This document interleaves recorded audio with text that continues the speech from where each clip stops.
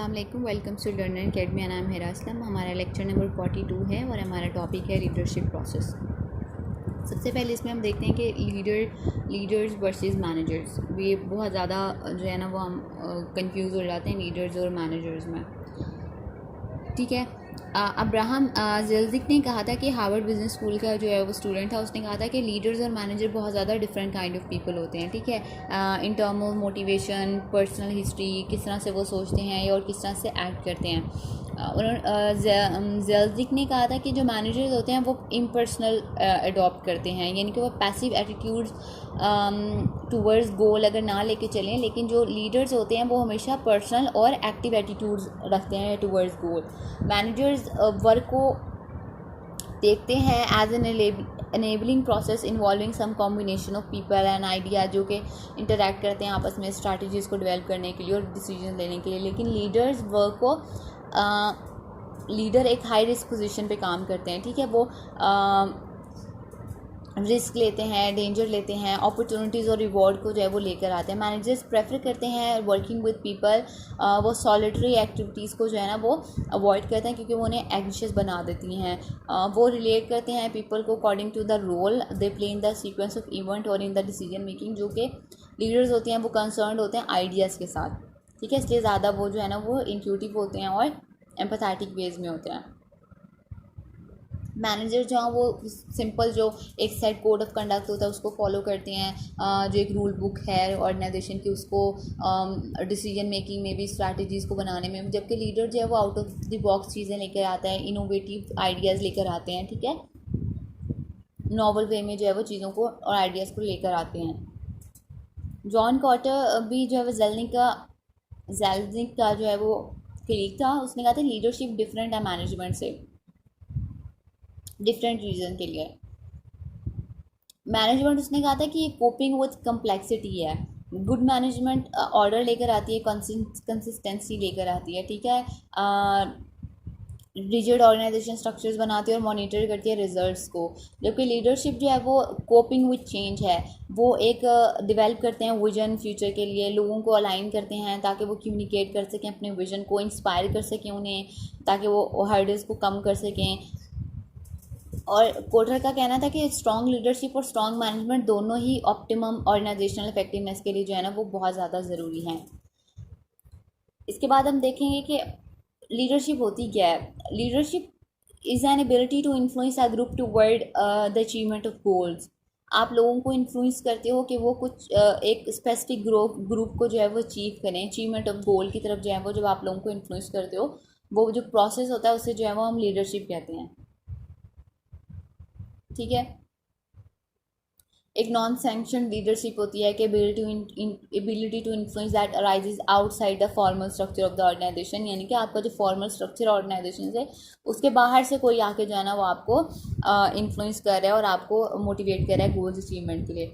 Leadership को हम personality की टर्म में भी डिफ़ाइन कर सकते हैं, ग्रुप प्रोसेस की टर्म में डिफ़ाइन कर सकते हैं, पर्टिकुलर बिहेवियर्स की टर्म में डिफ़ाइन कर सकते हैं। परसुएशन, अगर एक इंसान की परसुएशन पावर अच्छी है तो वो अच्छा लीडर होता है। पावर को वो अच्छी तरह से यूज़ करता है, एक्सपीरियंस करता है। गोल अचीवमेंट है, गोल डायरेक्टेड है, इंटरैक्टिव है और कॉम्बिनेशन ऑफ टू और मोर अबव भी हो सकती है। ठीक है। इसके बाद लीडरशिप थेरीज आ जाती हैं। टू सेट हैं लीडरशिप थेरीज की, एक ट्रेडिशनल लीडरशिप थेरी और मॉडर्न लीडरशिप थेरी हैं। ट्रेडिशनल लीडरशिप थेरी में लेविन की थेरी आ जाती है। उसने जो 3 टाइप ऑफ लीडर्स बताए थे, अथॉरिटेरियन, डेमोक्रेटिक, लेजिस्फेयर। अथॉरिटेरियन लीडर वो होते हैं जो लीस्ट अथॉरिटी को जो है वो प्रेफर करते हैं, सोल डिसीजन मेकर्स होते हैं और लोगों को डिसीजन मेकिंग में जो है ना वो इन्वॉल्व नहीं करते। डेमोक्रेटिक, जैसे इसके नाम से पता चल रहा है, लोगों को डिसीजन मेकिंग में लेकर आते हैं, उनकी आइडियाज़ लेते हैं, सजेशंस लेते हैं, लोगों को राइट देते हैं कि वो अपने ओपिनियन को एक्सप्रेस कर सकें। ठीक है। लेकिन ये फुल अथॉरिटी जो है वो लोगों को नहीं देते बल्कि डिसीजन खुद लेते हैं।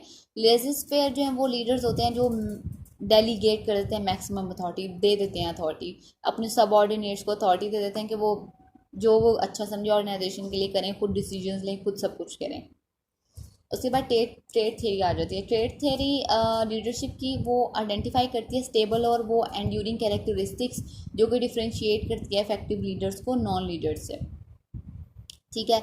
इसमें जो है ना वो ब्राइटर आ जाता है कि लीडर ब्राइटर होना चाहिए, इंटेलिजेंट होना चाहिए, विजनरी होना चाहिए, ठीक है, एम्पैथेटिक होना चाहिए और सेंसिटिव होना चाहिए, उसका एम्पैथेटिक एटीट्यूड हो लोगों की तरफ, ठीक है, लोगों के फीलिंग्स को समझे, वो उनकी सिचुएशन को अंडरस्टैंड करे, सेल्फ कॉन्फिडेंस होना चाहिए, उसका हाई सेल्फ कॉन्फिडेंस होना चाहिए, उसको अपने आप में बिलीव होना चाहिए कि हाँ वो कर सकता है, कॉन्फिडेंस होना चाहिए अपने फॉलोवर्स में भी, ठीक है, हाई इमोशनल कोशेंट होना चाहिए, एम्पैथेटिक एलिमेंट होना चाहिए, इमोशनल वो एबिलिटी अपने इमोशंस को अंडरस्टैंड करे, दूसरों के इमोशंस को भी एक्यूरेटली अंडरस्टैंड करे, इंटरप्रेट कर सके, ठीक है, इंटेग्रिटी होनी चाहिए, गवर्न रिस्पेक्ट होनी चाहिए, ड्राइव होनी चाहिए, हाईली मोटिवेटेड होना चाहिए लीडर को।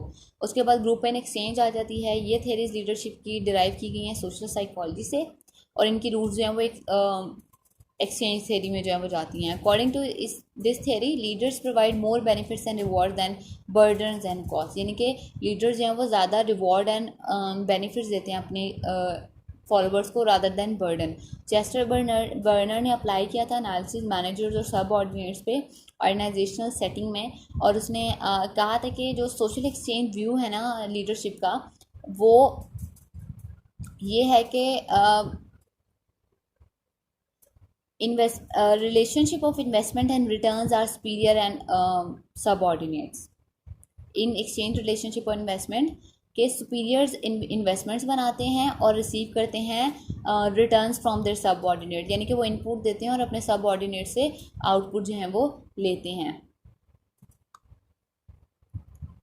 उसके बाद contingency theory आ जाती है, ठीक है, इसमें आता है कि कॉन्टीजेंसी थ्योरी वाले कहते हैं कि leadership phenomena predicting of leadership success was more complex than isolating a few traits और preferable behaviour, failure to obtain consistent result lead to a focus on situational influence, यानी कि relationship between leadership style and effectiveness suggested that under condition A style X would be appropriate where style Y would be more suitable for condition B, यानी कि आपका leadership style depend करता है situation पे, आप किस सिचुएशन में हो, ठीक है, और इफ़ेक्टिवनेस भी जो है वो जब आप सिचुएशन के अकॉर्डिंग जब आप लीडरशिप स्टाइल को फोकस करते हो, कहीं पे आपका अथॉरिटेरियन लीडरशिप स्टाइल रिक्वायर्ड है, कहीं पे आपको जो है ना वो डेमोक्रेटिक होना है, तो जहाँ पे आप सिचुएशन के अकॉर्डिंग लीडरशिप स्टाइल चूज़ करते हो ना, उसकी इफ़ेक्टिवनेस जो है वो वहीं पे जो है ना वो इंक्रीज़ करती है। फ्रेड फेडलर ने मॉडल ऑफ कॉन्टीजेंसी थ्योरी दिया था, और उसने कहा था कि effective group performance depends on the proper match between the leader's styles of interacting with his or her subordinates and the degree to which the situation gives control and influence to the leader, यानी कि एक तो leadership style क्या है leader का, और उसको situation पे कंट्रोल कितना है और इन्फ्लुएंस कितना कर सकता है, ठीक है। इसमें रिलेशनशिप और लीडर का और फॉलोअर्स का आ जाता है कि वो कितना कॉन्फिडेंस देते हैं, कॉन्फिडेंट है अपने लीडर के बारे में, ट्रस्ट है, म्यूचुअल रिस्पेक्ट है आपस में, nature of task, job assignment क्या है, ठीक है, स्ट्रक्चर्ड है, अनस्ट्रक्चर्ड है, फॉर्मल है, सेमी फॉर्मल है, इनफॉर्मल है, leaders power, degree of influence a leader has over power variables, कितनी उसको पावर कितनी है ऑर्गेनाइजेशन में, हायरिंग पे, फायरिंग पे, डिसिप्लिन, प्रमोशन, सैलरी इंक्रीजेस पे, ठीक है। उसके बाद पाथ गोल लीडरशिप थ्योरी आ जाती है। ये one of the most respected approaches है लीडरशिप को, रॉबर्ट हाउस ने जो है बनाई थी, ठीक है। The essence of this theory is that leaders' job to assist his or her followers in attaining their goals and to provide the necessary direction and support to ensure their goals are compatible with the overall objective of the, यानी कि leader जो है ना वो की job क्या है कि वो असिस्ट करता है अपने फॉलोवर्स को ताकि वो अटेन कर सकें, अचीव कर सकें जो उन्होंने गोल्स सेट किए हैं, ठीक है। और ये चीज़ भी कि वो गोल्स कितने कंपैटिबल हैं उनकी ओवरऑल ग्रुप या ऑर्गेनाइजेशन के ऑब्जेक्टिव के साथ, ठीक है। Believe that effective leaders clarify the part two help, यानी कि फिर वो लीडर्स वो पाथ बताते हैं अपने फॉलोअर्स को जो उन्होंने यूज़ करना है अपने वर्क गोल्स को अचीव करने के लिए, ठीक है। और वो उस पाथ को ईजियर बनाते हैं, रिड्यूस करते हैं रोड ब्लॉक्स को और पिटफॉल्स को। 4 प्रोसेसेस में इन्वॉल्व होते हैं। डायरेक्टिव लीडरशिप आ जाती है कि जो है ना वो ये authoritarian leadership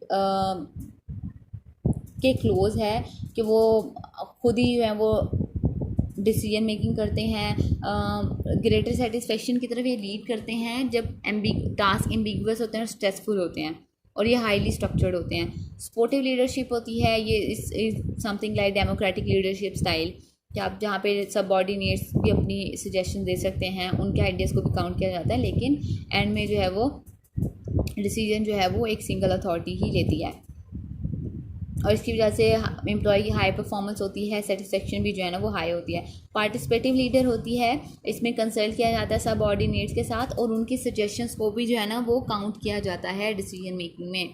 achievement oriented leadership होती है कि वो उनका जो सोल पर्पस होता है वो अपने गोल्स को अचीव करना होता है, ठीक है। वो चैलेंजिंग गोल सेट्स करते हैं और अपने सबऑर्डिनेट्स से भी एक्सपेक्ट करते हैं कि वो हाईएस्ट लेवल पे परफॉर्म करेंगे और इन गोल्स को अचीव करने में जो है वो अपने लीडर के जो है ना वो साथ चलेंगे। यहाँ पे हमारा लीडरशिप चैप्टर कंप्लीट हो गया है। नेक्स्ट हम नेक्स्ट में स्टार्ट करेंगे इंशाल्लाह।